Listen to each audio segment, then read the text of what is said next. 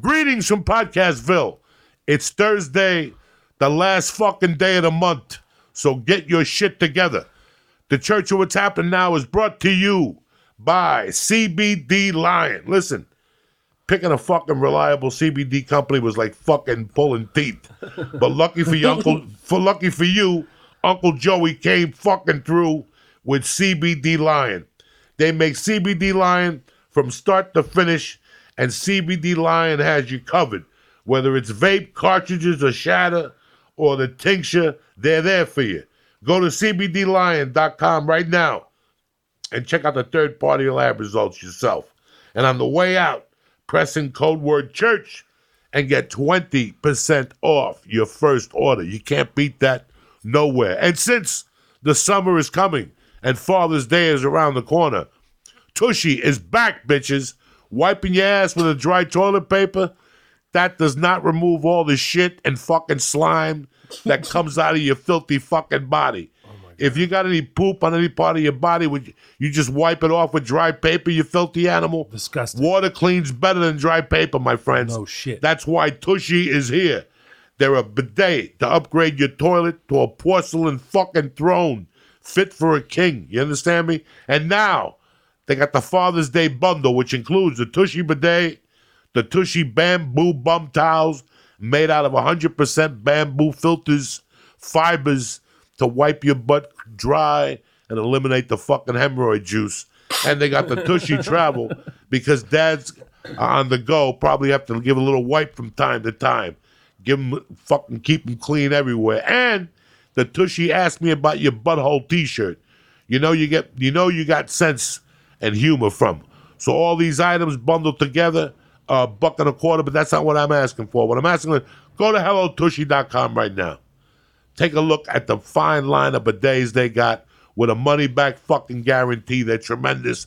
If it wasn't for Tushy, my asshole would smell like a fucking dead camel. Thank God Tushy came into my life, especially now when humidity sets in your asshole and that fucking tear gas of death comes out. Yes. Go to HelloTushy.com right now and press in church and get 10% off your order delivered right to your motherfucking house. Kick this motherfucking mule, Lee. Are you fucking nuts or what? I mean, that gets you lit. I forgot about the song. That's a great song. It's a great song. That's like 98. That's it. That was right before Big Daddy fucking the Man of Steel 97, died. you're right. 97. What's up, Tarzan? What's up, Great brother? to have welcome Mo and Amir to the show. First time. I've known Mo since he was a kid. I was an old man when I met him. Nah, you weren't an old man. How long have you been doing comedy for now? Professionally, 20 years. June will be my 20-year anniversary professionally. Yeah, the first time I did stand-up was in 95. I was a 14-year-old kid. That's when I was doing in high school. It was right after my father died, and I was skipping school, and my English teacher was like, don't you want to be a comedian? She's like, yeah, stop fucking skipping school. You're too smart. I'll let you do stand-up in class. And I was like, no fucking brainer. So she changed my life. That's crazy how a teacher... I had a teacher in fact, I'm doing the Borgata August 10th, and a friend of mine called me and he goes, guess who's going to see you on August 10th? Mr. Levito. Mr. Levito was my 6th grade teacher. Amazing. And he made a deal with me. Shut the fuck up during the week. And on Fridays, I'll let you go up in class and do material. And I wouldn't even do material. I would sing. Yeah. Frankie Valli songs. Oh, my God, amazing. With like a ruffled shirt on. And I try to croon the girls, and they tell me to get the fuck away from them. You should get the fuck away from them. Nasty that's motherfucker. Fucking hilarious. I did like stand up one night. I was just like in class. I would write the material and do the stand up, and then I started freestyling. So I would go grab a little jacket from wardrobe in the theater department. I would come back to the class and I would do an impression of Chris Farley, and I would just roast the class as Chris Farley.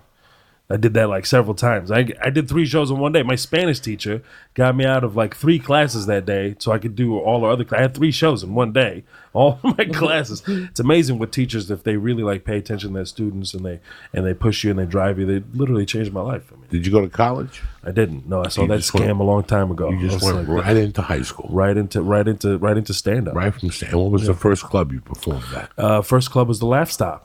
The first comedy club was the Laugh Stop. I was sitting. My mom forced me to get a job. I was running this fucking flag company, sold flags, and I was reading the Houston Press. On the back of it, it said, Houston's Funniest Person Competition. at the Laugh Zone. It was the same day. It was like the deadline was June 9th. I was like, oh shit. So I went and ran to the comedy club. My buddy took me, Nick, who's still my dear friend to this day that I grew up with. And corny as shit. He was like, you ready? This is the first day of the rest of your life. And it was. We walked in. I signed up to the list. I learned about the system. Oh, there's open mics. This is what you do, blah, blah, blah. And I was like, oh my God, all my material is like geared to high schools. I got to rewrite this shit. And I went up at the Houston's Funniest Person competition. And actually, Scott Kennedy was hosting that night. Sean Rouse went up that night. May they both rest in peace, man. So there was both those guys were there that night. And I started learning about stand-up. And then I went to the comedy showcase. You know, it's just the evolution. You got to really want it. What year was this? It's 99. Jesus Christ. Yeah. I thought you were gonna say you won the competition. I was like, oh my God. No. I made like the wild card. I was good like right out of the gate. I did pretty well right out of the gate, and I made like the wild card thing or whatever. And then the next year I made the finals. Then I realized that competitions are just stupid, and you just need to go and work on your craft and go on the road. And you know, Danny Martinez at the Comedy Showcase took me under his wing.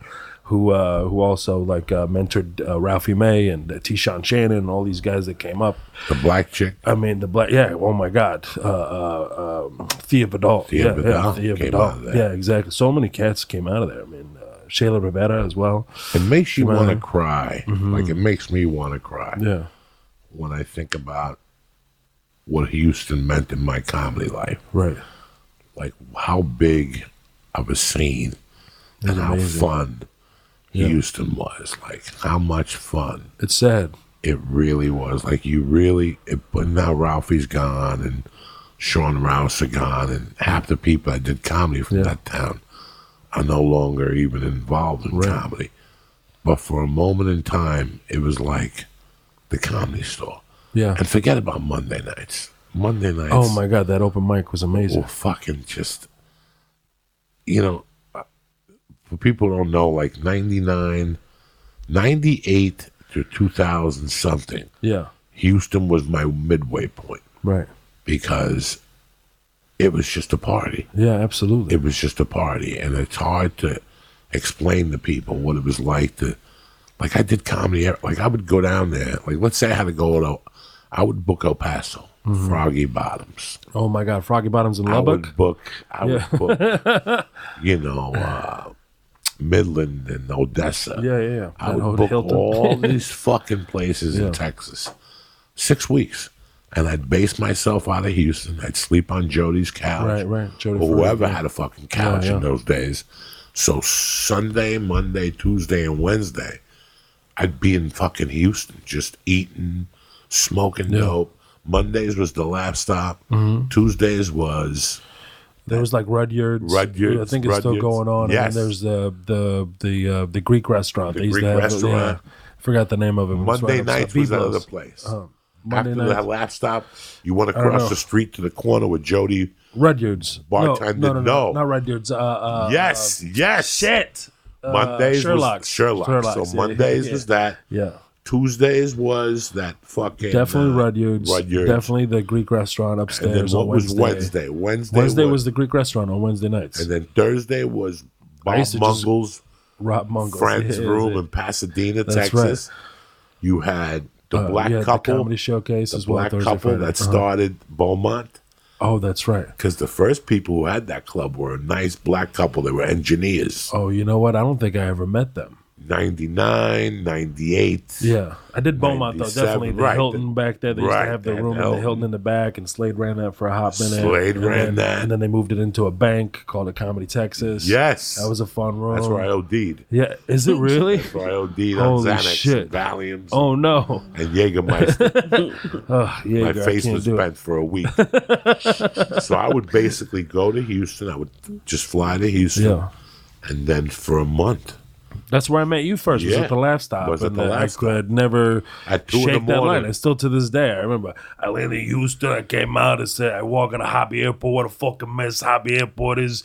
This fucking prostitute came up and asked me for like $20. I said, hey, bitch, I got $2 in a match. You know, that was like one of the lines. It was fucking crazy. You would always look at me like, Mo, stop fucking around. You need to come to L.A. Got Miles Jabrani over there fucking doing his thing. You should come out there. You fucking blow it out of the water. What the fuck you doing in your life? come over. Stop fucking wasting your time. I remember to this day, bro. I've been waiting for this moment to sit down and talk to you about it for a really long time.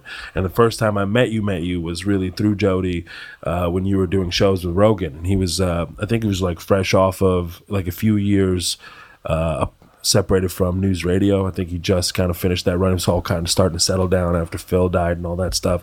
It's been like 4 years maybe at that point max, I think.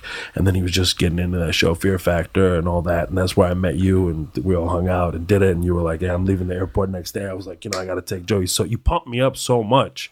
You made me want to be more aggressive even with my stand, which I was already insane, doing as many spots as possible, staying up till 3-4 o'clock in the morning, getting up and going to this fucking flag shop until I could get out of it and start doing it full time. But you're a big motivator in my life, and I'm very happy that we actually get to sit together and have this conversation, man. Just catch up. If I came from a market in Denver where there wasn't a lot, and I wanted to fucking do stand-up. Right. There's nothing like wanting to do something and being held back. Right. Boulder had poetry readings. Right. Denver, Still to this day, Denver had the Comedy Works on Tuesday, which only gave you spots once a month. And then there was a kid, Jimmy Abeda, that gave you love. And there was another guy on Saturdays that the show started at 11. Yeah. And you would have to drive an hour to go up at 10 to 2. Yeah. And as an open micer, that's very hard to comprehend at that point. Of course. So I was frustrated. So I did what any other open micer does. I became acquainted with my fucking car and put it in my mind that I had to drive to do spots. So I would have to go to like 2 hours on a Tuesday to go to what's-his-name's room. And 2 hours back after you bomb. And I would have to go to Cheyenne, Wyoming and do comedy. When I went to Seattle, there was just so much action. Yeah, I was going to say you spent time in Seattle. In contrast to where I was from. When I met you, you could become a star in Houston when I met you. Yeah. You and I both know this. Yeah. There was that much. The thing that Houston had over a lot of other cities was the support. The support of the community at that lab spot. Right. A stop on Monday nights. Yeah. And I'm sorry I keep saying lab spot. But there used to be there was a lab spot, a lab stop, a comedy showcase. You think of, if you really sit down, and I'm not here to insult anybody, I'm just telling you the facts. Yeah, of course. If you sit down and you count the talent that was in Houston in 98 to 2000, it was mind-boggling. Yeah. First of all, you had to have a new 5 minutes every time you went on stage on Mondays, or you would get tortured. The comics would if you're not trying new shit all the time, they would torture you. Yeah. The comics would look at you Kirsch tortured the shit out of me. Great joke, yeah. What'd you do, 3 times in a row? Yeah. Let's breathe a little bit. Right. And you're like listening to open micers motivate you. At first, you want to strangle somebody when they say that. But yeah. What they're telling you is the fact. You should have left that joke 3 weeks ago. You should have worked on that in Conroe. Right. Or in fucking somewhere else. Exactly. But here at the open mic, you got to show up with a new 5 every fucking week. Right. So the pushing was there.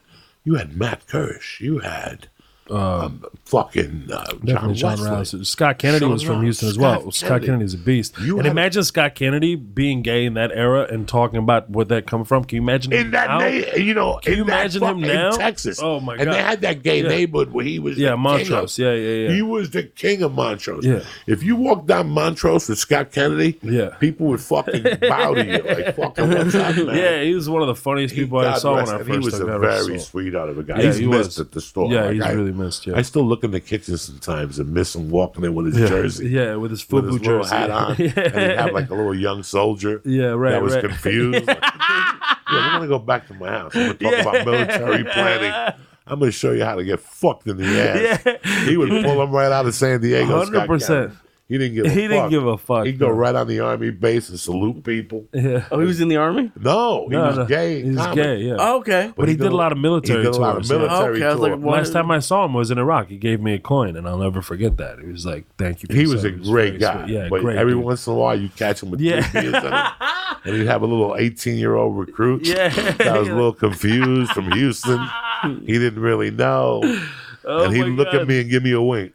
100%. This motherfucker don't know he's going to be sucking dick with his rifle over his shoulder. How I like it. Oh You know my what I'm saying?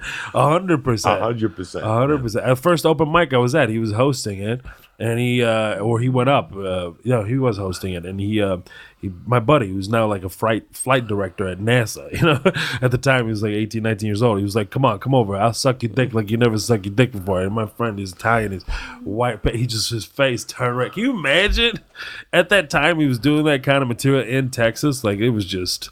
It would blow. The room would just. You can't follow him. You couldn't follow him. He was so powerful and so crass and so, but just had the right touch and seasonings to be able to get away with it too. It was just very funny to see a white guy with a fucking FUBU jersey with a rainbow. I was gonna ask with Scott Kennedy, and then he said FUBU. I was like, was he black or no? He was white. He was white guy. Yeah, I thought he was Jewish. Just like a chubby white guy with a FUBU jersey, and I think he had like a rainbow patch on it. It was hilarious. It was like, what are you doing? It was so funny. But it worked for him. Houston, like I thought, even after I had been a regular up here, like you have to know where you stand in life, right? And you have to know where you stand in comedy. And I remember going to an open. The first time I went to Houston, I opened for Slate, and it was a hell of a weekend. Oh yeah, coke, women, it was fucking crazy. And then they talked me into staying on Monday. Like, you're not staying Monday? I'm like, no. Oh yeah, you gotta stay. And they're like, you gotta stay. And I'm like, I don't know. And they're like, fucking stay. That's a fun. You're going to fucking be enlightened. And I'm like, sure I am. I walked down and there was 200 people in the fucking room. Yeah, it's crazy. It was standing. It's packed. Yeah, it's packed. 200 audience or 200 comics? 200 audience. Well, I mean, there's comics. there's so many comedians. 60 comics, Lee. 60. A lot. It would go like until the Comedy 2. Store. It was from 7 to 2. Yeah, all these guys that are trying, they really want to get into the laugh stop, and they would bring all their friends, and they would pack out, and the guys, packed out. Packed out. It'll be Great packed audiences. Out. Yeah. Fucking $2 beers or something. Yeah, you would crazy, get fucking lit damn Monday night. For everyone listening, open mics in LA have zero audience. Zero audience. In most cases, man. Most cases, open mics is like other comics are, sitting in the back. That's it. And there's like 1 or 2 people in the front. I mean, that's it. Right. Most of the time. It's crazy but this was like a real room. If you build an open mic as a train wreck, that's when it becomes an open mic. And that's what people enjoy. Right. People don't really want to go up and see 15 guys do 6 minutes. They want to see a train wreck. And that's the aspect I didn't know about open mics.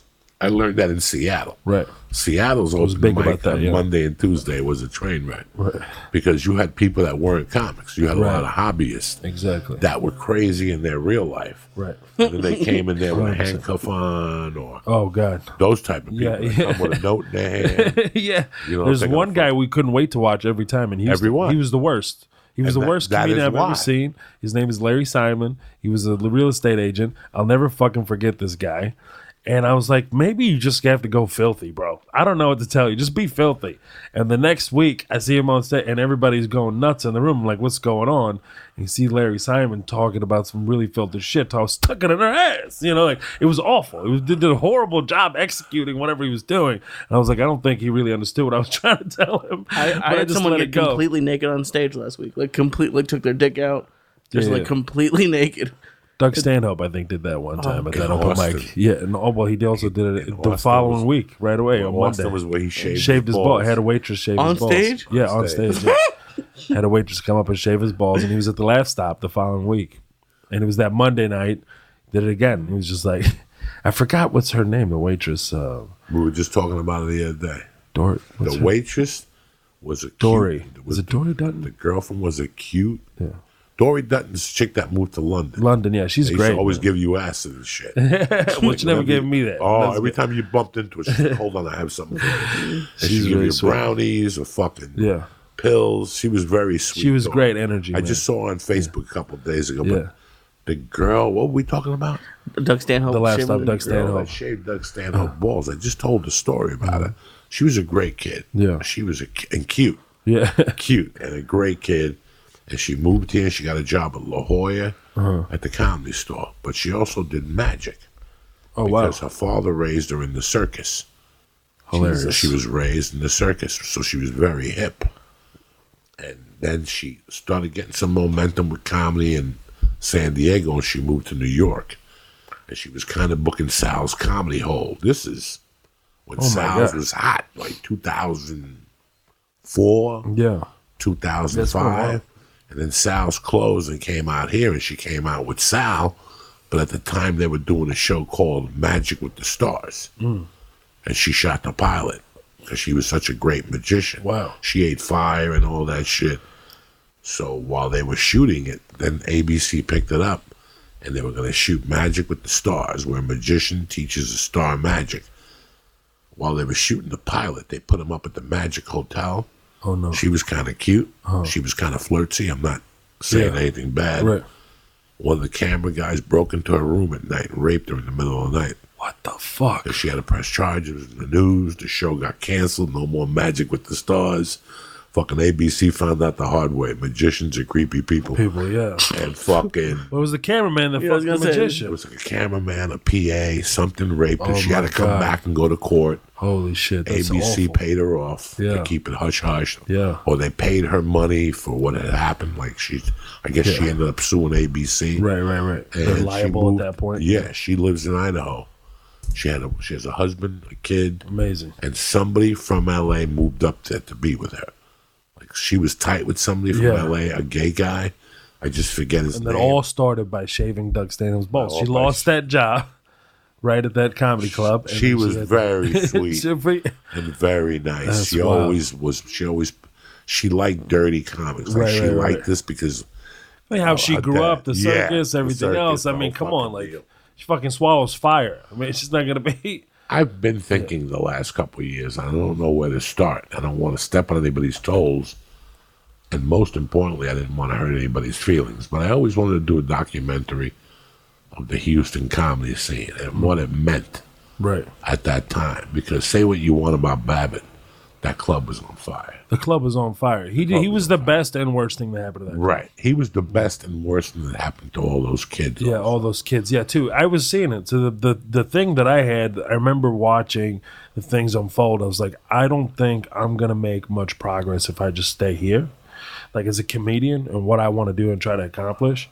And to me, the comedy showcase was the spot where you really got the work in and you really learned the tool. And Danny was very open and sharing with me. He was like, going to be my last student. I feel like you can. I mean, he literally told me. Is Danny still alive? Yeah. Thank God. How's he doing? He's doing great, man. He's doing good. He had to have a kidney transplant. Peggy gave him a kidney. I knew something really about crazy. Yeah, it was really amazing, and it took. And he's doing great. But what he did for the Houston Comedy Club scene, like the comedians, like really that took time and went over there and pushed all their shit aside and really used that room to really grow. And everything he taught me about the road and how to build act, he said, you'll be a star in 20 years. Are you ready to? I'm not going to waste my time if you don't have that plan. And I'm about to hit 20 now. I just got my Netflix special. He was spot on everything that he taught me, like from technical standpoint to what I should do and what I expect on stage and all these things that you need as a comedian, all these tools you need as a comedian. And that was like the best thing that happened to me. And Babbitt was great for the comedy club scene and bringing people in and bringing all the acts in and really doing it. But what he did that he didn't understand was that you can't take comedians that have a really solid future and rush them and take them to LA and take them to London. And there's one comedian in mind that I have, Ben Mowbray, who's really talented and really brilliant guy.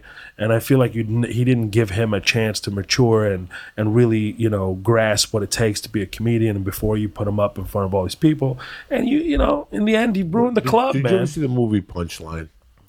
I did, yeah. Punchline was the movie I watched to make me pick up the phone. Right.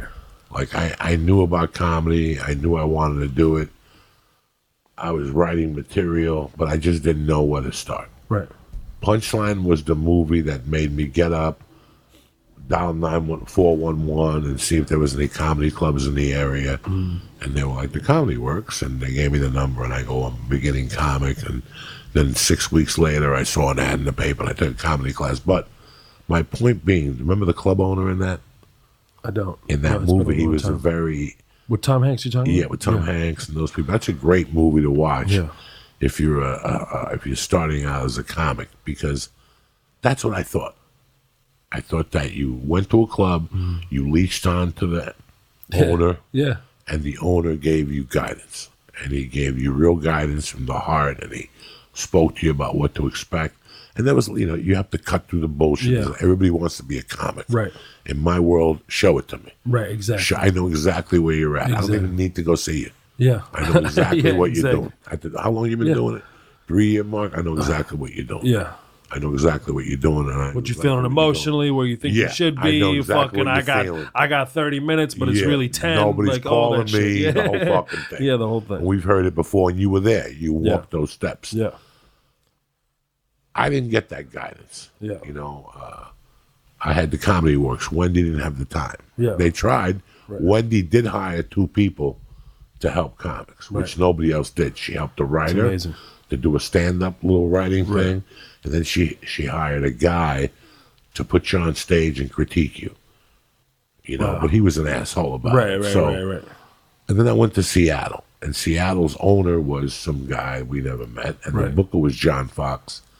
But the guy that ran the club, his name was Carl, and that was the closest I ever had to a mentor, to a comedy father. He walked you through the steps. He'd tell you to eliminate that joke. Right. Whether you liked it or not, get rid of it. You're not going to get nowhere with it. That's what Danny would do. You know, that's what they would do. Yeah. They would tell you not to go to certain places. Right. And you, as an asshole, wouldn't listen. Yeah. And then you come back with lumps in your head and you go, what did I tell you? Now I'm putting you in the back of the line. Right, exactly. For not listening. Yeah. Now you're in the back of the line. When you start listening, then you get to the front of the line.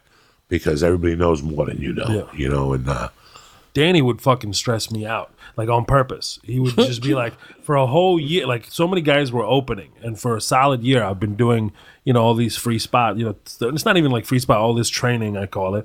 That's what it should be called. Anyway, all this training, and I'm overly ready. I got like 20 like solid minutes. I should be opening. You know, I should be hosting. Like I need to fucking host. He'd make me fucking wait. He was like, I want you to be better than everybody else. I want you to fucking want it so bad. And that's what he did to me, you know, and that's what he would do. Come in, Ralphie pops in, let me put Ralphie before you. Let's see what you can do, tough guy. You know, that kind of thing, being 2 years in the game. Oh, you know what? You're smashing. Let me put you before Ralphie. Let me create a whole situation between you two. Let's see how he does and you do. And step it down. He has to step up his game and what he has to do. And he would play these, he would do these like training tools as exercises and get you to the point where like, I'm ready. And I hosted for like a week. And then next thing you know, I was featuring. And I featured for like only like 6 months. And next thing you know, I was headlining really quickly because of what he did to me and what he forced me to do and edit and take this out. Mic technique. Hey, you have it too low. What the hell's the matter with you? You know, you got to be conscious of that. You're not making eye contact. You know, bring your audience in. What are you doing? You have a wall in front of you. Break that wall down. Talk to these people. Look at them. Don't be afraid. Don't shy away. If you're afraid of them, you're going to be afraid. They're not going to think you're real. You got to talk to them. You know, that was so many tools that he gave me to be able to do that, and he took me as far as he could and gave me all these tools to allow me to get to a certain level. And then Chappelle came into my life, and Chappelle became that mentor. Was like, yo, this is what it's like being here. Now this is the things that could come out of your life and how, you know, to navigate Hollywood and how to pitch stuff, how to, you know, how to really like just it's just, you know, getting that information that most people are not privy to, and he was able to like guide me through that, and still to this day, you know. So I'm so lucky. How did you meet Dave? So when you asked me to go come to LA, he was like, you should come to LA. That whole thing was like 2004 or 5. And I was feeling so stressed out. I was like, I really should make a move. Either LA, New York, I got to do something. And then I joined a crew called Allah Made Me Funny. It was these Muslim comedians that started this tour, and it was really super ahead of its time, and they were doing really well. I thought it was kind of corny, to be honest, when I first heard it. I was like, this sounds like some Disney shit. Like, I'm a real comic. I grew, you know what I mean? I'm growing up in this comedy club scene. I have this goal. And then I was like, man, these guys are really working, and they're legit comedians. And Preacher Moss like toured with Lopez and wrote for Damon Wayans and all these guys. Like, hold on a second, Uzur Usman from Chicago. I need to give this a shot. So I joined the crew, and the next thing you know, we made a film. We raised capital, and we what's called four-walling, where you rent out basically different theaters. We did a deal with like Landmark, and this movie came out as a documentary concert film, and then Dave's family became fans of our show, and Preacher Moss, who founded the tour, was also from DC. There's all these like connections, and then he came out to our show when we had a tour stop in Columbus, and Chappelle showed up with his mom, with his niece, with his brother and sister to watch the show, and then he surprised the audience at the end. It did an hour completely clean, killed. We all had dinner that night, and Dave was always like, man, you know, you guys did this outside of Hollywood. Like, that's mind-blowing to me. I'm a Hollywood guy. I've always came up in the Hollywood game. He started popping off when he was in his teens, and he doesn't know anything outside of that. And he saw us touring venues, theaters all over the world. Like we did the Apollo, and we did like 30 shows, 28 shows in 30 days in England and Scotland. We were touring, Holland before people were touring it, aside from Rhodes was up there for a long time. And then Scandinavian region, we introduced Doug Stanhope to a promoter in Denmark to get him in 2007, 8, start working there. It's very fascinating to see that. In South Africa as well, Nelson Mandela, he was just really blown away by what we were able to do independently. And that's why I feel like I got my PhD in stand-up, is being a part of that tour and being able to go walk up on a stage and just be clean, and just do an hour clean, and then go from there, go to a comedy club and be as dirty as I want. But that allowed me to add other tools in my tool belt that I otherwise didn't have. And then Dave started making his comeback, and then we just connected. We were in the same city in San Francisco. He's like, why don't you guys come out? And we were like, hey man, let's get a picture with Dave. We walk in, and Dave's like, oh man, Allah made me funny, let me take a photo with you guys. I was like, what? It's just like, excuse me. I didn't understand or grasp what was really going on. And he was like, you want to open for me tomorrow? I was like, yeah. And so Uzzer and I opened for him the next day, and then the next day, and then next, we're in Atlanta. He was like, you want to come to Atlanta? I was like, yeah, I'm going to be in the same area. Like, cool, come to Atlanta. You know what? Why don't you stay throughout the whole weekend? Next, 700 shows, and he's introducing me for my special 6 years later. It's crazy. But that's how it really happened. That's all it started out. It's nuts. You put the work in. Oh, yeah. I earned this shit. You surrounded yourself with the comedy. Uh-huh. It was... you said something earlier that really I liked.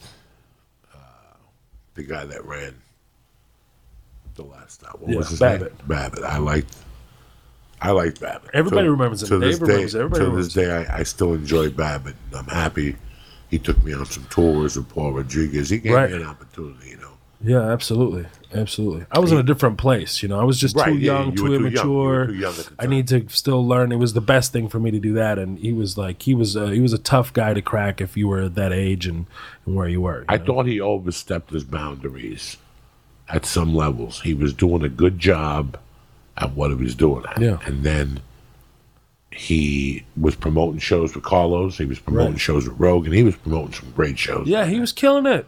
He fucked it. Then he got into the comedy business. Yeah. He got into the comedy business in a weird way. And one of my all-time favorite stories at the store, and he knows I like him and I'm fond of him.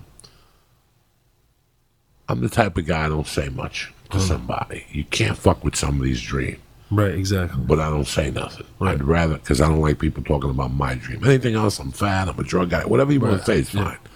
But with the comedy dream shit, you don't fuck with people's dream. Exactly. Even when people come up to you and say, take a look at this tape. Tell me what you think. I don't say a word. Right. I got to really, really, really, really, really know you as a comic and really know you as a human being that when I tell you something, number one, you're going to do it. Exactly. Don't tell me to watch it. And then waste my and you're going to keep time. doing your same shit over and over. Because now you lost me. Exactly, yeah. If you want my fucking opinion, and I'm not going to give you much. I'm just going to tell you maybe to get rid of that joke. Right. Because you're separating the audience. Right. There's always a little something. I love... When I was already a regular at the store, I had already booked Mad TV. I decided I wasn't good enough. I had to follow Nick DiPaolo, and I got sandwiched in between Nick DiPaolo and Doug Stanhope. Oh, yeah. Jesus. And I saw a level of professionalism, and I saw my level of professionalism. Right. And even though I lived in L.A., I said, this is my last spot in L.A. Right. I'm going on the road for 18 months. I'm getting down and dirty. No headline, feature, $350 a week. Ooh. 400 with a Greyhound. Yeah. Where you got to feel your oats. Right. Oh, yeah. So I know timing. And I know everything. I knew that Ben Mowbray had won Houston's funniest person. He had a gift of comedy, and he did have a gift. He was a super smart kid. Yeah, smart guy. Yeah. He was doing Stanhope, and Stanhope was letting him know it. Yeah, Stanhope was breaking his balls. Yeah, right. He was doing a variation of Stanhope. Yeah, of course. But it was still intriguing. And, and he was trying to be Stanhope and Hicks, and I get it. He was 6 months in the game. He was 6 months in the game. Fucking nothing. And I was happy for him, but I saw Babbitt pushing him. Yeah. I saw Babbitt put him in positions he shouldn't have been put in. Hell no. And I have 20 stories where Babbitt called headliners and said, if you let him feature, he's going to give you a hard time. Ugh, Like no, I had 3 headliners come to me and go, is he fucking crazy? Yeah, he's crazy. Matt Mowbray is good, but he's not going to put a dent in my arm No fucking whatsoever. way. So I'll never forget getting the call. I got the call one night because remember I used to host at the store on Sunday nights, and I would introduce the showcases. The Blue Night, right? No. It was the showcases for Mitzi. Oh, okay. So Mitzi I would thought you be were talking about there. the last time. Yeah. Mitzi would be there, and I would bump into Mitzi, and she'd look at the list and go, "Fuck him." Like, here's a guy with dreams for 10 years to be at the store. Shoot. And Mitzi would look at him, "Fuck him. I don't like what he's wearing." And I'd have to be the bearer of bad tide. Yeah. I'd have to go up to the guy and go, "Listen, Mitzi don't want to see you this week. Call Scott Day or whatever." I still remember when I think it was Corey who came down to me, and she goes, "Oh, by the way, you're putting up some kid from Houston. He's the new hot thing." And as she was telling me, I already knew, and my heart was breaking. Yeah, it's terrible. Because you're putting him in front of Mitzi. You're not putting him in a crowd at the Improv. Yeah, exactly. Yeah. You're putting him in front of Mitzi. This is a lottery ticket. Make or break. Yeah. This is a lottery ticket. This isn't like a career jump. No. That if Mitzi doesn't like you, you could come back in 2 years. No. She's going to remember this bombing or this whatever you do. Yeah. So Sunday comes.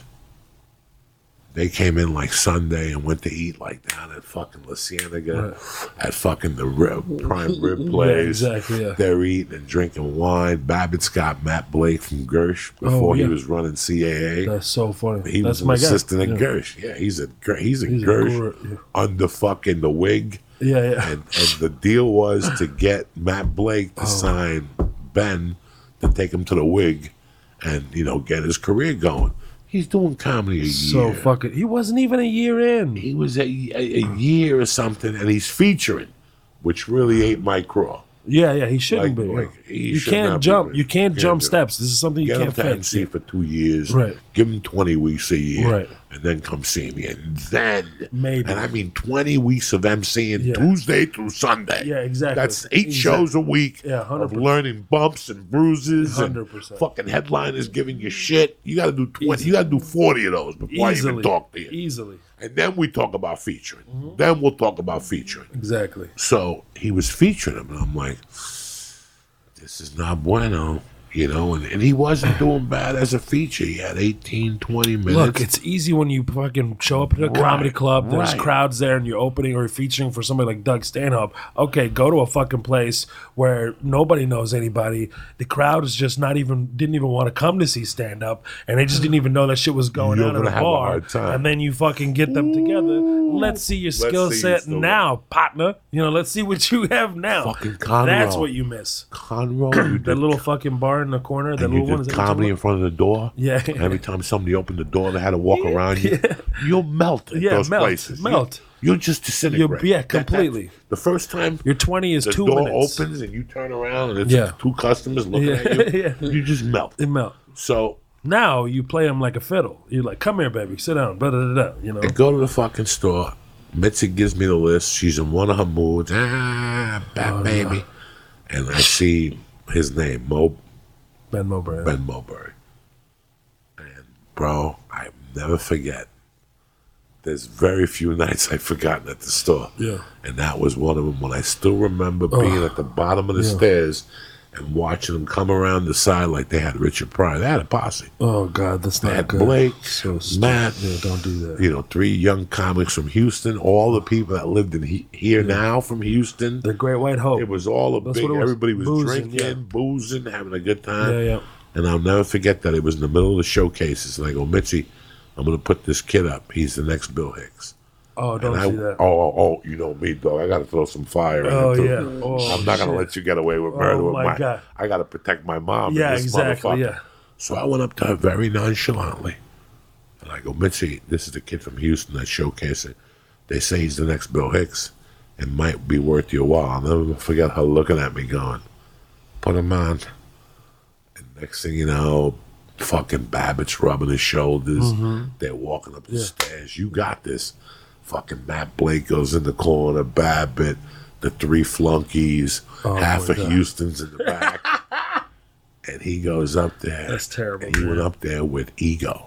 Yeah. And he went up there. You know, they eat that alive yeah. at those places like that. Oh, you can't walk in there like that. You're just done. That's it. The fucking stage sucked the energy out. You could see it. God. As soon as he hit the stage, he cracked 2 or 3 jokes that work in Houston, and you could see the color went from his face. Yeah. And then he continued, and then she started yelling, "Get him off! Oh, no. Get him off! Oh, no. Bill Hicks my ass!" Oh, my God. And you could see him on stage, and it was like somebody hit him. Death, man. The only thing that was holding him up was a skeleton. Yeah, that's Like, that's the only thing that was holding him up, dog, was the skeleton. I don't If wanna you laugh, don't but think he I did felt his bad, Yeah. if you don't think inside as a human being and as a comic I felt bad, you're wrong. Yeah. I felt horrible for him. I felt bad for him, too. And I know what it's like to be in that position where you get a little bit ahead of yourself and you go, fuck what they say. I'm going to go do this anyway. And it's a horrible experience. And I'll never forget him. This is what I remember the most, was him walking off and nobody saying nothing to him. Babbitt turned his back. It's a lonely fucking And ride. when he walked out of there, like he just wanted to leave. Yeah, that's all I'd want to do is leave. Yeah. And as he was walking out, like, you know how he walked up with everybody around him? He walked out and everybody was 10 feet behind him, dog. It was the coldest thing That's I had fucked up. ever seen in my life. That's really Then the fucked next up. night he went to the Improv and he did okay. Yeah. But the damage You was can't done. do that. Damage is done. Damage I is remember when he came back to Houston and he told me about what happened, and he was just like, you know, when I was sitting back there and I was like, you start thinking about that stage and all the greats that have been on it, and he just, just crumbled. Yeah, he can't do that psychologically to somebody. It's not his fault. They shouldn't have done that. I mean, you know, he could have maybe tried to stop it, but he was so young. He was in his early 20s, I think, at that time. Who the fuck is going to stop him? I don't. You don't fucking know. No, yeah, you don't. You don't know. They're don't telling me that I can do this. They're telling me. Yeah, they're telling. I'm 20-something. I don't know what's what. This is where Babbitt and I like, and also at the same time, I would say that, you know, we've all experienced failure on a big level, on different levels, and, you know, different tastes of it, and you either want it bad or you don't. Either this thing is gonna define who you are, you know, for success, and like, hey, I remember when I fucking did this, it was a huge mistake. Yes, am I gonna wait this through another 10 years? You know, that's the whole thing. Do you want it bad enough? For me, there's nothing else that I wanted. There's zero. Broke, no car, fucking breakdown, whatever it is. You just have to do it. If you really want it, you can't let those things break you. Unfortunately, it wasn't the right support group, and I would see that as I remember being a young kid looking around going, I'm not going to get better here. You know, this is not the spot, the laugh stop for me at that time. I'm not given the time, and I'm not going to be able to get it here. I need to go on the road. I would come back from, you know, Jim Holder would give me dates and we would tour and do all these shit one-nighters. I would come back and rush to do the Blue Show on Sunday, and that's the spot he gave me. And he was like, why weren't you here? I scratched you off the list. I was like, why'd you scratch me off the list? He says, why weren't you here on open mic on Monday? I was like, I'm on the road. I'm trying to get better. I'm doing these open mics. This is where Babbitt would treat me a little bit harsher, you know, because I was younger or whatever, and whatever the thing that he had going on. But I appreciated what he did for the comedy scene in Houston. I appreciated that he was bringing these quality names, and they were coming in, and we got to see, you know, Louis C.K. before he even became a show that busted everybody, was Dave, Tom Rhodes and Mitch Hedberg. Yeah, amazing. They co-headlined. Fucking amazing. People will not forget, like, that was like 97. Yeah. And that was like the height of it. 97, 98. I saw it in 99, 2000, 2001. When they came down. I saw that. And then we would go to that crazy hotel. Like, the whole experience was crazy. Like, that hotel Willie Nelson stayed at. And it ended up flooding. And the doors didn't lock. I wasn't there. And that was the only hotel that you could check into, do a bunch of coke at 4 in the morning, and then go, man, I need a beer. Oh, just open your hotel room and walk 10 minutes. There'd be somebody drinking a beer. Hey, man, how you doing? Good. I didn't have you that. want a beer? And you're like, I wasn't thinking about it, but fuck it. I just want to say, like, I love Ben Mowbray. I thought he was a very smart, funny guy, and he had it. He just really wanted it, and I think it just wasn't fair what happened to him, and it's just all respect, brother. All respect. No, it's all respect. And that's what I tell people all the time. There's no book you could read this in. Yeah. You watch. Exactly. You keep your mouth shut. You give them the rope, and you watch them either hang themselves. Yep. They either hang themselves, or they do something with it. Right. And even if you hang yourself, you still got plenty of life left. I hung myself 18 times when I started comedy. Yeah. You know, I'm immune to bombing because I bombed so many times that it doesn't even matter to me when I bomb. Okay, I know what I need to. Stage, I love bombing, getting in the car, and knowing exactly what you did to bomb. Yeah. I knew exactly what I did to bomb. I opened something. I came out too cocky. Yeah. I shouldn't have said that word in the first 3 minutes. There's always something that makes you reflect on the bomb, and you go, "Oh, bombing doesn't affect me at all." No, it makes you better. It makes you better. Yeah. As long as you know that. Yeah. As you're getting in your car and you give that little giggle. Yeah. And then you walk into 7-Eleven and torture the guy behind the counter. Yeah, exactly. I ain't eating that ISIS chicken. I mean, the best thing to watch as a comedian, the funniest thing you can watch as a comedian is watching another comedian die on stage. And the reason why is that that's something that you relate to so innately, so personally, that it makes me personally just laugh so hard because you have that experience and nobody knows it better than a comedian, right? Or a performer that just completely dies on. So you just laugh because you relate to it so hard. It's not because like, oh, I'm happy he's bombing. No. It's like this, what he's going through, his mindset, all the shit that's going through his head, the catastrophizing the fucking scene, the breakdown in the middle of the road. He can't get out of it. He's looking for the light. Have I been lit yet? You know, that shit is like classic, man. My first 3 years, I used to break chairs. What? I used to break bottles. I hit a pigeon with a car. Oh my God. Like when I bombed, I would get so. I had to learn how to bomb with grace. Right. That was the big problem I had the first 3 years. The other thing that I had that a lot of other comics didn't have is I know when I bomb. Right. There's nothing worse than seeing a comic come off stage and go, I killed him. You're like, oh, God. no. Yeah. What the fuck is what? Oh, no. It's the worst, yeah. Denial. I destroyed that room. And you're like, I was sitting in the back. I had to take a tomato from a guy. Yes.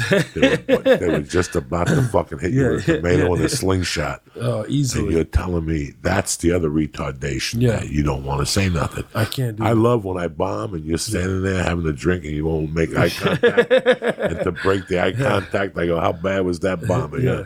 Makes the Gulf War look like a fucking Chinese parade. And you're like, because that's the thing.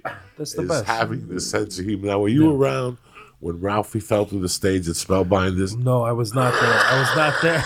I didn't know he fell through the stage at Spellbind. I knew he fell down the stairs at the laugh spot.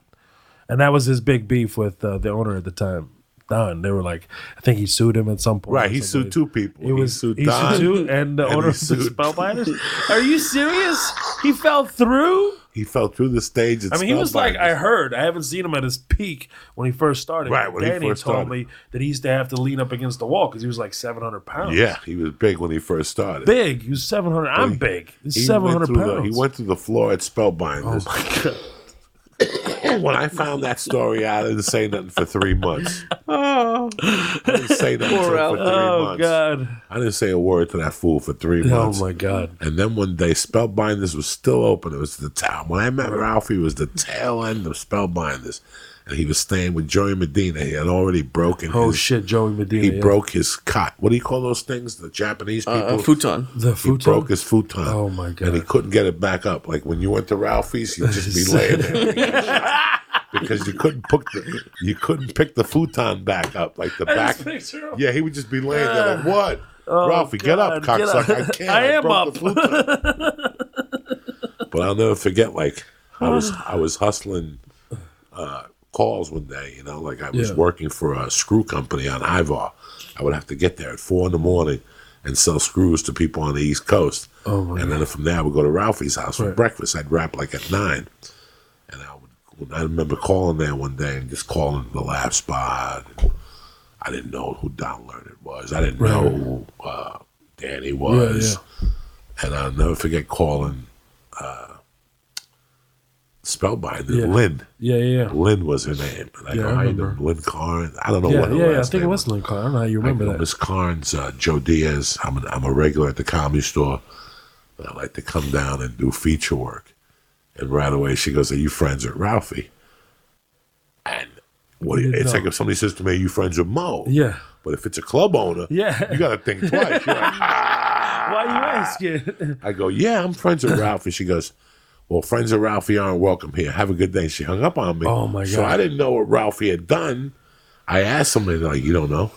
He fell through the stage, and then he sued her. Oh, my God. So one day we're at Ralphie's for breakfast, and we're eating. It's quiet. And it's quiet, and I'm like, I called Lynn Collins at Spellbinders and asked her for a week of work.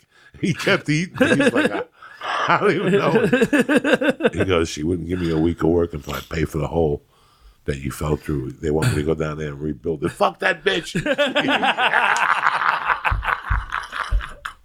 Oh my God. And that, just think about that. That was the intent. I mean, here's the sad thing about comedy. I knew 10 guys in Houston personally that had 20 times more talent and could out-joke me any day of the fucking week. That's what pisses me off about Houston. And that's why I went off on you that day about opportunity. Yeah. When you live in a market that you could be out 14 nights a week, even though there's 7, Yeah. I want you out those 14 nights. Yeah, exactly. Yeah. As a comic, I don't want to hear nothing. Like, Yeah, you were yelling at me saying it's enough here. Now you need to move. Get the fuck out of here. There's only so much you could do in a market. And you also have to tell when you're trapped. Yeah. You could be trapped in a market after a year of doing stand-up and not know it. Yeah, absolutely. In my case, I was trapped. I was trapped in Denver. I didn't think there was a world outside of Denver. Mm-hmm. And then I started hearing about these different comedy scenes. When you travel, people tell you, man, come to Houston. They got too much comedy. They're looking. Dave would tell me all the time. Chappelle would be like, man, I think the next big thing's going to come out of Houston all the time. He would tell me, like, I always thought the next comedian, there's so much talent down there. There's so much to pull from. It was great. I mean, John Westling was down there, too. He was murdering. He was helping with John Ralphie and all that. Scripts are fucking brilliant. Yeah, he is. He's Sean great. Rouse Sean write Rouse a was brilliant, tremendous too. show. Yeah, absolutely. Fucking crazy, man. Could kill an audience. Juan Villarreal. Yeah. Juan Villarreal is a murderer. You let him loose on the stage and he'll fucking cause problems. Absolutely. They had the other kid. There was another kid down there that was a phenomenal writer. I just bumped Ryan into Hersey was really good Ryan at that. Hersey. Yeah. I just bumped into Sarah Talamash. Oh my God, New York. she's doing great. We see each other in New York all the time. Yeah. I bumped into Bob Biggerstaff. Yeah, which I was very happy he got up and got out because finally, there's just so much you could do in a market. Absolutely. I always told people, sit still, shut your mouth. Yeah, right. But when do I leave? You know when you leave? Yeah. When the club owner says to you, Mo. That's what happened to me every night. Go home. I've headlined you the 4th of July, Valentine's Day, Memorial Day weekend, Thanksgiving Day, Christmas, and New Year's Day. You've destroyed every headliner that comes through here. I really can't headline you because you got no credits. Yeah. Now you got to make a decision. Right. That's the ideal situation. And I was at a real crossroads when you told me that. For me, it was just like, hey, I want to be so fucking ready. My whole thing is that I want to be so ready that I want to terrify people when I get, like, that's my whole thing. I want to be so prepared. I have to be undeniable. I'm Muslim, I'm Arab, I'm a refugee, I don't have a citizenship, I'm Palestinian, I have all these things, all these stigmas on me. I have to be so good. That's all I thought about. And I was like, yes, Joey, I hear you. And something in my gut was telling me, just be patient. Just be patient. This is a marathon. It's a 20-year situation for overnight success. That's what I kept having in my head loop around. And thank God for the relationship with, Allah Made Me Funny, like really touring that, understanding what a global marketplace is and doing those theaters and getting those repetitions and coming back and building it back up. And then, touring with Dave those years, so many years, and still, popping in together and him, being such a big part of my life and like a brother to me. And then when I got into the Cellar, I was like 17 years in, you know what I mean? Some mutters like, we've heard of this guy, kind of like, what's going on? And then you come in and you're just like, I have an hour and a half of shit that's special ready that I'm going to rotate and I'm going to murder every fucking set.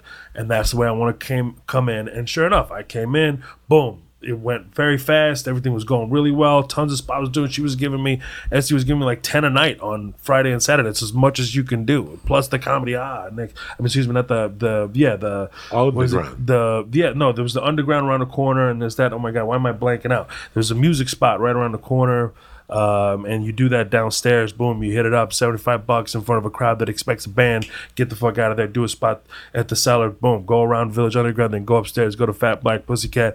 I mean, working so hard. And then the Eric Trump shit happened to me where I sat next to him on the plane, turned that into a joke, Boom, Colbert heard about it. They came out, they watched me, they flipped it into a joke. Why don't you get on Colbert? Bam, Rolling Stone, 10 comedians to watch. Oh shit! Next thing you know, I got multiple offers for my specials. Now we're cooking, and that's what I wanted. And the only thing I felt like after all that stuff happened was relief. I was like, whew, thank God I was right. It's fine. Are you very calculated?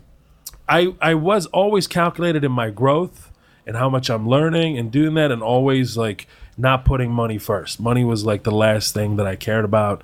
It's the number one thing. Well, that's the mistake young comics make. That's the last thing I cared about. They ask you, are you making any money? And no, you of go, course no. not. Yeah. And they'll say, well, why are you doing this? I wouldn't do it if I didn't get paid. Well, then go wash dishes. Fuck. So I used to lie to my mom. My mom was like, why are you driving 12 hours for $100? I would tell her 300. I would lie.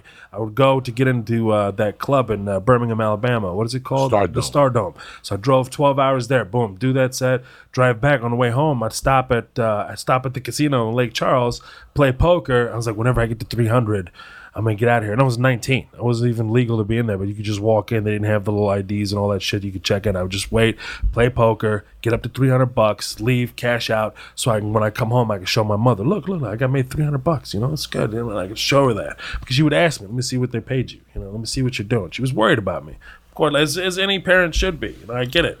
But she didn't understand stand up and all that. So I had to do like all these things, all these extras to make it look like I'm doing better than I actually am, to show her that, you know, I am making some growth and there is a career here and things like that.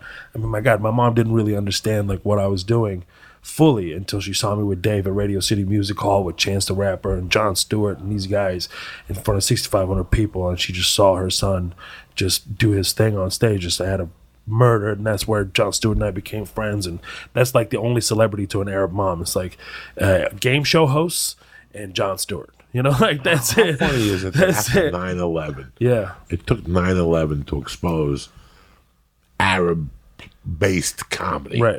Like, you know, you had your thing. I know that Maz Right. and those guys Yeah, they their had Acts thing, of Evil, yeah. and they were doing great with it. But it took like something that tragic Of course, yeah. to blow it up comedically. Yeah. You know, how fucking crazy is that? Right. My brother would look me in my face. He thought my career was over. He was like, your career is over. He goes, nobody wants to see a Muhammad on stage telling jokes. I looked at my brother. I was like, Omar, you're a pilot. What the fuck you talking about? You know, you got a career. You're going to be fine. You know, like, it's going to be fine. So I just like, this is going to be the big thing for me. And I always had it in my mind to do it. What was this thing that was inside of you that was forcing you not to fail? Like, we all have the, like, when I worked for my brother-in-law's roofing company, when I took that job, the night before I drove to my brother-in-law's roofing company, I had to really think hard. Like, I didn't sleep all night. And I said, okay, here. My mother told me once that when I was a kid, my mother got mad at me once. And she goes, when you get older, I don't care what you do.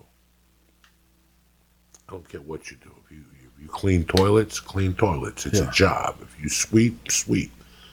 But make sure you're the best at what you do, or that you try hard to be the best at what you do. You know, when I got the job with my brother-in-law's roofing company when I was a kid, you know, I knew one thing, that for me to work for him, I had to be the best worker on that job site. Because I never wanted somebody to go to him and go, hey, your fucking brother-in-law is a fucking dud. Right. Exactly. I never wanted that. Yeah. So I knew that I had to be there at 7, even though the job started at 7:30, I would be there at 7. And if the job ended at 4:30, I'd be there at 5:15. Right. I did things they didn't even ask me to do. Right. Is this the same way you felt about comedy? 100%. Even more so. But just coming here, just knowing that, you know, fleeing a war in Kuwait, seeing my mom and dad lose everything, losing my father, just like all these things that I couldn't control, right, happened. And it felt very much Now, like you destiny. lost your father when you moved here, correct? I lost my father, about 4 years after we moved here. He didn't come until he couldn't get it. Because, you know, like, the dad's got to do everything. I'm going to finish up the paperwork. And you were living in a war, I was, if you don't mind me asking. So it was, was born in Kuwait, left Kuwait after the first Gulf War in 1990, about 3 months into it. And then my mom got my sister. How old were you when the war was? And do you remember shells? I remember everything about it. Every details about it. I mean, everything, bro. When the Iraqi soldiers came in, and it was just a quick takeover, and it was a big robbery more than anything. Like, you didn't hear much, like, as far as like the shooting and the what have you. I wasn't like fully part of that. I was part of the chaos. So Saddam Hussein like dropped off all these guys that were in prison and told them to just rob Kuwait. It was a big robbery. It was a massive, massive robbery more than anything else. His dispute was that Kuwait's been stealing from us for years. You know what? I'm taking over Kuwait. Kuwait's actually Iraq anyway. Fuck you. This is mine. It was all political play, but forget it. I was 9 years old. When you say rob them, yeah, were they coming into your house and smacking you? And they were trying to. So they came into the house the first night, the day of the invasion. They took over the whole neighborhood because the neighborhood was owned by the Kuwaiti Oil Company, who my father was employed by. So that was a really strategic point for that military. So they were there, and then they took over the whole situation. Once they found out we were Palestinian, they backed off. My mom told me they were going to throw a grenade into my room. They were going to do something, and then they stopped them, they talked them out of it, and my dad was just all about feed these guys. Feed them, they're hungry, they just came off a war from Iran, they're starving, they're here to steal because they're hungry. So we fed them. My mom and dad would feed them. They would come over to the house in the morning, they would take all the food, they would eat, and they would just leave. They would leave us alone. My father was always worried about his daughter, of course. God forbid she gets raped or something happens, and the shit that goes down during war. He was just being very protective for that. And he paid the ultimate price for it, man. He was like, stuff I found out years later. He was like kidnapped. My mom had to like pay a ransom to get him out. It was a really intense time for my family. Now, I felt it. They didn't tell me everything, but I felt it. And I ended up in Houston when I was 9. Then my brother took me to change, just kind of change the vibe a little bit. So he took me to watch the Houston Livestock Show and Rodeo. Every year they have that joint with all these big headliners. And that year was co-headlined by the band Alabama that I went to and Bill Cosby. And I saw Bill Cosby on stage. I was 10 in front of 67,000 people at the Astrodome, and he's just murdering. And I was like, what is this art form that allows you to sit in a chair and speak in this little tiny microphone, this lapel mic, and just kill a whole crowd with nothing, just control them with your voice and storytelling? I'm going to do this. I looked at my brother. I was like, I'm going to be a comedian. He was like, yeah. He was like, oh, I'm glad you're having a good time. I was like, no, motherfucker, do you not understand? I just found my destiny, bitch. And that's where it came down to. That's why I figured out I was going to be a comedian. And then 2 years later, my dad came, and then he passed away shortly after that. It was a really, really crazy time for me, man. It's really, really crazy. That's how I didn't even know who Bill Hicks was, who Sam Kinison was. I didn't know the rich history that Houston had in stand-up. I remember I was doing open mics, like, this guy's, he sounds like Sam Kinison. I'm like, who the fuck is Sam Kinison? And this guy was like, what do you mean you don't know who Sam Kinison is? You're not copying him right now? I was like, I don't know who the fuck Sam Kinison is. I've been here fucking 8 years. A kid. I don't have cable. We're poor as shit. What are you talking about? Who the fuck is Sam Kinison?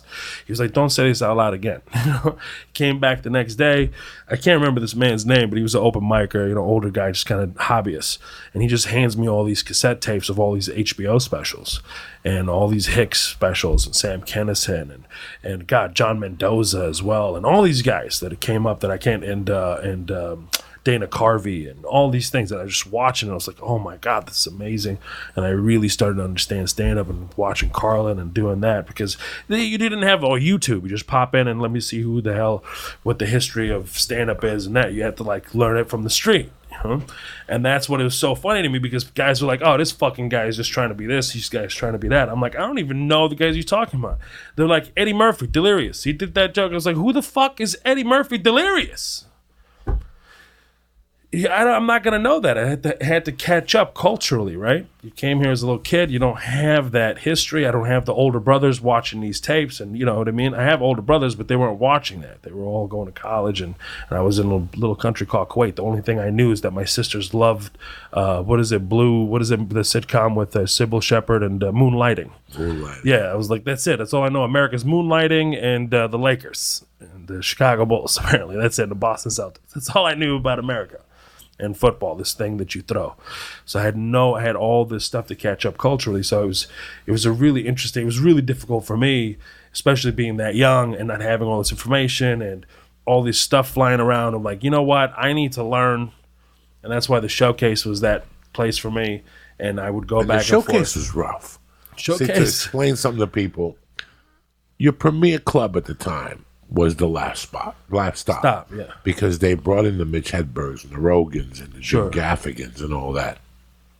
Then you had the mid-level club, which was it's the showcase, definitely. The showcase. Yeah, showcase would be like definitely the one after they would call it like the B club. The B club. Because of the acts they would bring in. They were touring, seasoned comedians, headliners, very fucking funny guys. Very funny. Funny and the guys you just didn't know. Yeah, you just didn't know. These are guys that had drug problems and had already failed in TV. They came out here and their show failed. Exactly. But they still remained funny. Funny as shit. Like Michael Reed is somebody I will never forget. Michael Reed. He's so fucking funny, man. May rest in peace. It's crazy. He was like and then the Laugh Spot also had more Vegas-based absolutely comics that went to Vegas, that played Vegas. So Houston had a great variety, absolutely, to watch and learn. Like I still remember, like not Dana Carvey, but the guy that writes for The Simpsons, being like at the Laugh Stop. And the Laugh Spot had. I remember. I just know the biggest writer that came out of Houston at that time was T-Shawn Shannon and the Shannon brothers, because T-Shawn was like the head writer. They? I don't know, but I mean Charlie died. I don't know about 5-6 years. Died. Well, more than that, about 10 years ago, I think. Something like that. They were interesting. They were great, man. They were T-Shawn interesting was funny as shit. motherfuckers. So was Charlie. Now they wrote for Saturday Night Live, if I'm not wrong. T-Shawn wrote for Saturday Night Live. Yeah. T-Shawn wrote for like Vibe, and he had like he flipped. You know how writers do? They go from one job to the next. I think SNL was his longest. I think he was like a head writer at SNL for like 10 years.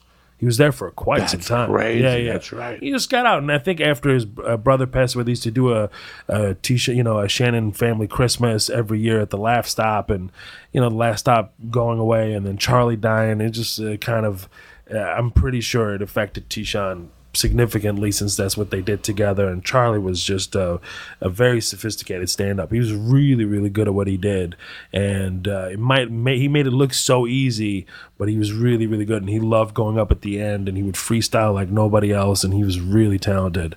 And so that he was like the guy. T-Shawn was the guy that was like, oh man, you can like make it in the writing world, you can actually accomplish things and get things going and do that. And also what's his name that managed Steve Harvey for a long time too, Rashawn McDowell, I think.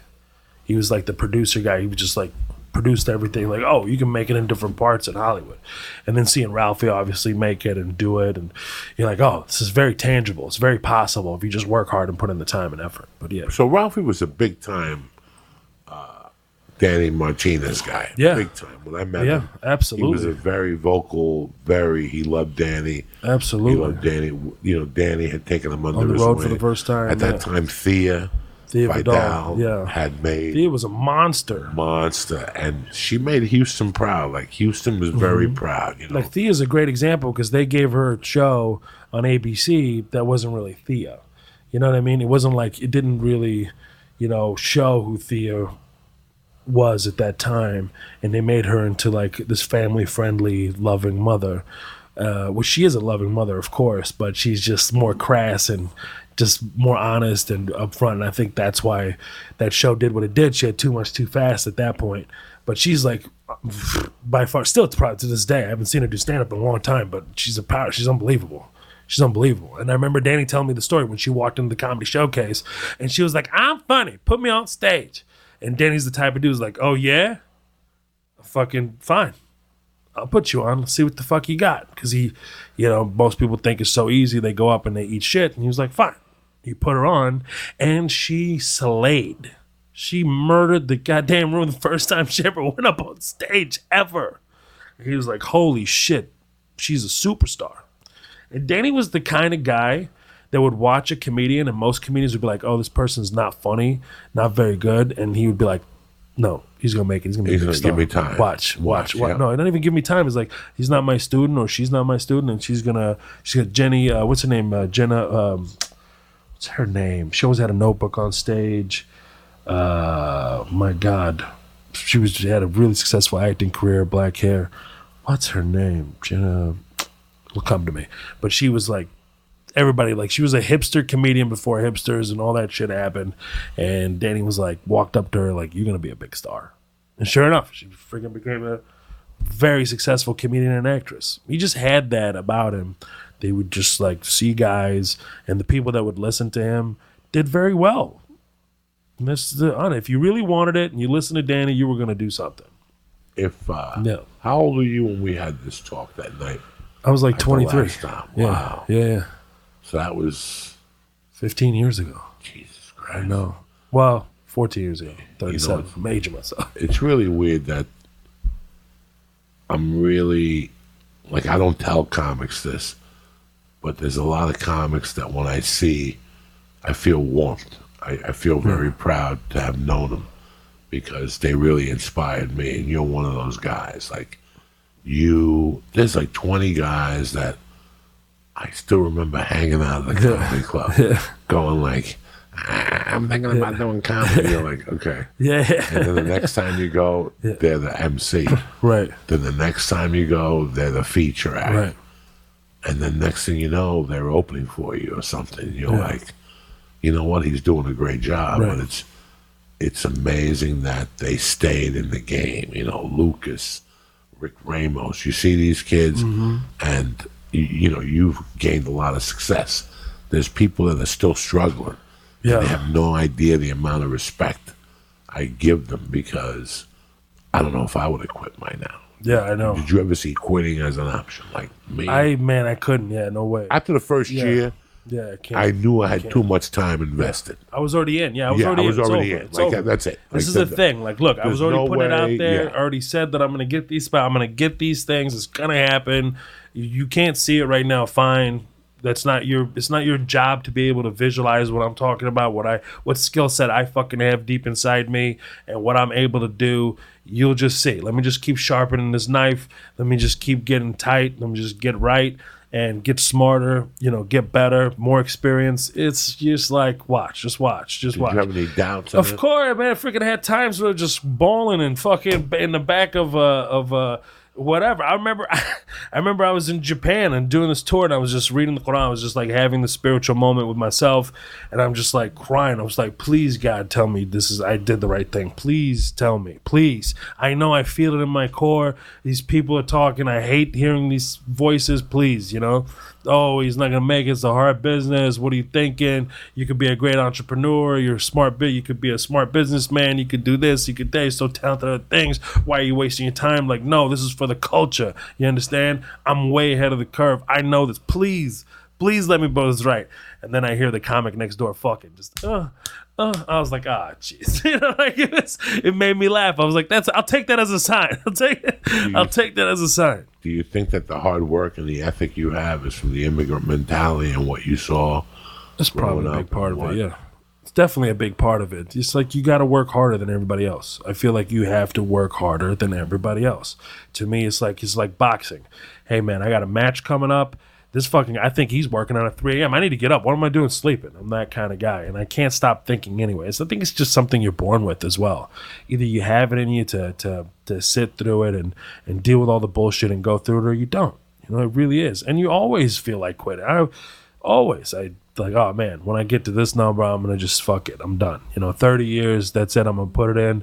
Let's get some shows under my belt, 5 specials. I have goals in my head. Like, this is what I want. This is what I want to accomplish. Boom, when I hit this number, I'm but who the hell knows? It's part of who we are. Like, how can you not go up on stage? I get low, a little bit, the lows are low. Where you're not on stage, or you're not working, or you're just not putting it. Like, what am I doing? Just got to find a way to channel that energy somewhere else, maybe. I don't know. The thing that's crazy for me is, I never wanted to let my friends down.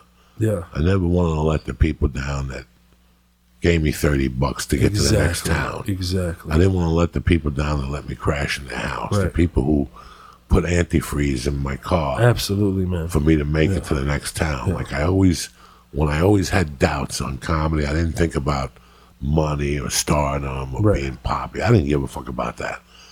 I just didn't want to sell drugs. I wanted to stop being a criminal. Right. But most importantly, it was for all the people that did something for me to get to where I was. Exactly. This morning I got up and I called one of the guys that took me on the road after 3 years. Amazing. And it wasn't the ideal road situation. Right. He didn't bring me on the road because of my comedy talent. Right. He brought me on the road because he didn't have a driver's license. He had got like 9 and DUIs. Sometimes you win, And there I was with a car that was nice and clean, and I would pick him up on time, and he would make me stop at a liquor store and empty half the Gatorade and fill it up with vodka. And I'd be driving, and he'd be preaching. Yeah. You know, Amazing. I'd be driving and he'd be preaching. That's it. And then I'd get there, and the first show he'd give me 20 minutes. And if I ate a bag of dicks, the second show he'd go 7. 7, yeah. You know? Next time you do 20 when you're ready to fucking go. Absolutely. I called him this morning. Yeah. Out of nowhere, because no matter what he's doing with his life, I'm still representing him. Yeah, absolutely. He's still working. I felt the same way when I did my special. I put, the people that meant to me, that gave me that were part of that story in the special as well, like Olivia Arrington, even Carolyn Picard, Danny Martinez, Don Lerner. I have them all in there. Like, that's all part of my story. And the people the thing that drove me to not to quit is my mother. Like, I have to do this. There's no other option. I'm too deep. I can't get out of this 7 years in, 10 years in. Like, no, I can't. I just can't. The rest of my life, I'll be thinking, what if? What did I do? Bailed too early, this and that. I just can't do that. I have to. The driving force was like, got to get there, got to be successful, have to support my mother, have to support my family. This is all I have in my head. Like, that's it. That's it. I can't. I will till the wheels fall off. You That's still what the think fuck about I'm Ralphie? doing. All the time. All the time, because Ralphie and I had a very interesting relationship. There was a 10-year gap between us, number one.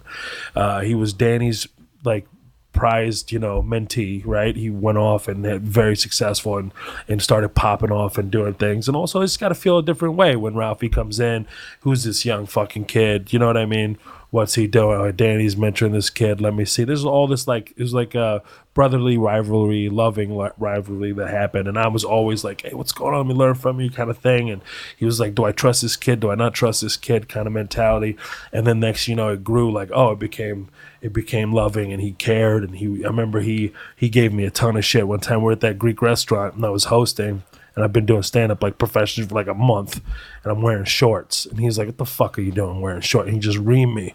And I was like, he's mean, but I think he has a point. He'll have a point. So I didn't right out the gate. And I'm so happy that a lot of years went by and a lot of really great things. And he always monitored what I was doing, and he would send me love on Twitter. He would just send me messages and send me love. So I was really, really happy that when he was in Houston and I happened to be in town at the same time, I went and drove to see him. I was like, I have to see him because I had a dream that we didn't get to talk, properly talk.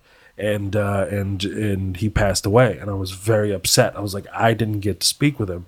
I was like, fuck this. I don't know why I had that dream at that moment. Obviously, you see why things happen now. I'm very grateful that I had the opportunity to go drive to the Improv, go talk to him. I was like, listen, I was a kid. I'm immature. I hope if there's anything. And he's like, there's nothing. What are you talking about? I was like, I just want to tell you that it means a lot to me to see you be successful and to have this and to work so hard to get to these accomplishments. It means a lot because it tells me that it's very doable. It gives That's me the hope. Same thing he did to me. It gives me a lot of hope, and I appreciate that. And it was all love, and he was having a good time. Must have smoked somewhere, had some shrooms or whatever. So the conversation lasted a good, 5-7 minutes where it was really focused between us. I gave him a hug, gave me a hug, saw Lana, said hello, made my, it was interesting to see what happened, how I had that dream, and I was driven to go talk to him, and then he passed away a year and a half later. 2 years later. It's really crazy. I'm so thankful, man. I'm so thankful because that shit would have been in my heart forever. I would have been like, oh, fuck. Had that dream. I pussied out. Didn't man up. Go have a great conversation with him. Like, yo, brother, just want to let you know this means a lot to me. The success I'm having now, you're part of that success because you showed me with all kinds of hate and jealousy that happened around you, of you popping off and all that stuff. And I always I'm so grateful that most of the time I removed myself from that and focused on my work because you gave me hope to do that. So I thank you for that. And I was very grateful I had that moment, man. It's huge. That's huge. These relationships are everything to me. You're a great fucking young man. I'm very proud of you. I was very proud when I saw you. I did not hesitate on putting you on the podcast. Well, thank you for having me, bro. Because I know what you've gone through and you're a real student of the game. Where can people find you? You can find me at Real Mo Amer. Check out my special on Netflix entitled The Vagabond. I'm very, very proud of that. It's like my life's work into that baby, and the next one we're working on. But Real Mo Amer on all platforms. So where are you going to be in the next couple of weeks? I'm going to D.C. and be at the Improv, great city, and I'm going to be at the Improv in Miami. I'm also going to, I think, New Jersey and New Brunswick Stress after Factory, that. that's right. Yeah, Stress Factory, and then I'm doing Detroit. There's several dates. I'm doing Detroit. I'm doing Cobb's full tour. I got the new hour. It's all brand new material, so I'm touring that right now. And then I'm filming a TV show in this fall, man, season 2 of Ramy. So I'm very, very excited about that, man. Fucking very proud of you. Proud of you too, man. I love you, to death. cocksucker. Anytime you love want to you, come on the cocksucker. podcast, you're always welcome. Thank you, brother. Do not forget, I'm in New Orleans at the Fillmore Theater next Friday night. And then Saturday, we're at the Tabernacle motherfucking Theater in ATL. I'm stopping by, what's her name's Chicken Tabernacle's the best, That's by the the way. best, bro. The venue is fucking That is amazing. fucking amazing. I'm going over to Gladys Knights. Oh, to yes. get some fucking chicken. I'm gonna stand online for a few minutes. I love Atlanta. I love New Orleans. Yes, sir. So I'll see you motherfuckers down there in a few weeks. Real quick here, I just want to fucking give a shout out to the sponsors of life, and I'll let you motherfuckers take off. Do not forget, CBD Lion. No more buying CBD at a fucking liquor store. From now on, you go to CBDlion.com, and that's where you get the best CBD around. They make CBD products from start to finish. They have you covered. It comes in a vapor. It comes in cartridges. It comes in a shatter. And not only that, if you're not into smoking, they got tremendous gummies. Strawberry, raspberry, orange, and they got a fucking tincture. You put under your tongue. I get 2,500 milligrams. I put Amazing. 2 of those shots under my tongue before I go to bed at night. And the next morning, I'm in fucking Muay Thai class throwing sidekicks with a bunch of 20-year-olds. That's what it does for me. These products are fucking clean, Bobby. And they aren't like the fakes that you see at all these fucking liquor stores and fucking bullshit places. This is what I'm talking about. And CBD Lion is what you've been waiting for. If you have a doubt, go to CBDlion.com and check out their third-party test results. You're going to fucking drool. And right now, the church family gets 20% at checkout when you press code CHURCH. That's CBDlion.com. Pressing code CHURCH, and I'm going to give you 20% off delivered right to your motherfucking house. All right? CBDlion.com. The best CBD out there in the market. Number 2, summer's coming. And let me tell you something. There's nothing better than taking a nice little morning shit. Okay? A little cup of coffee. This is, by the way, this is my favorite advertisement. Oh, my God. I own all the. This is Arabs and Muslims. This is all we've been doing since the beginning. Like, we wash our ass. You We have don't to. fucking comprehend. They don't understand. We don't comprehend. That fucking toilet paper Regular don't do people dick. see a bottle of water. Arabs see potential. You know what I mean? I can use this fucking bottle of water to wash my ass because it's better than All the using way. regular paper. Dip in that If you don't fucking have muffler. tushy in your life. If you don't have tushy, you're going to be fucking doomed. That's how germs start. That's how hemorrhoids start. And that's how stink starts. And you don't want to stink because wiping is gross. Would you clean dirty, crusty dishes with dry paper? What if a bird pooped on you? Toilet paper and wet wipes are ruining the fucking environment. Did you know the average person uses 57 sheets of toilet paper a fucking day? You know how many trees they got to kill for you to wipe your fucking stinky ass? Huh? And it requires 37 gallons of water. The bathroom is a modern-day self-care oasis. Right now, I can take care of you. You understand me? Bidets are back. Wiping your butt with dry toilet paper don't remove all the shit. Thankfully, there's this new sleek bidet attachment that clips onto your existing toilet, and it sprays your fucking muffler clean with fresh water. It's called Tushy, and it's the best thing you could do for yourself and for your filthy little fucking asshole. Tushy sprays directly into your ass and removes poop and toilet paper and fucking cat hair completely, so you aren't sitting on bacteria that leads to nasty things like yeast infection, UTIs, and itchy assholes. And then you gotta fucking scratch your ass and sniff your finger. Fuck that shit. I agree. And let's not talk about skid marks, you nasty motherfucker. Nasty motherfuckers. I see you at the fucking gyms. Bidets are common in the rest of the world, like my friend said over here. A bidet saves you money on toilet paper, and you still have little paper to pat dry, but the amount is negligible. Won't clog your fucking toilet, and Tushy sprays your ass with fresh fucking water. Not that toilet water that's recycled. Tushy connects to the water supply behind your toilet to spray your dirty parts with clean, fresh water. It's the same water you brush your teeth with. Right now, Tushy's going to give you 10% off your order. They got a Father's Day bundle that includes a Tushy bidet to upgrade your porcelain throne for a king.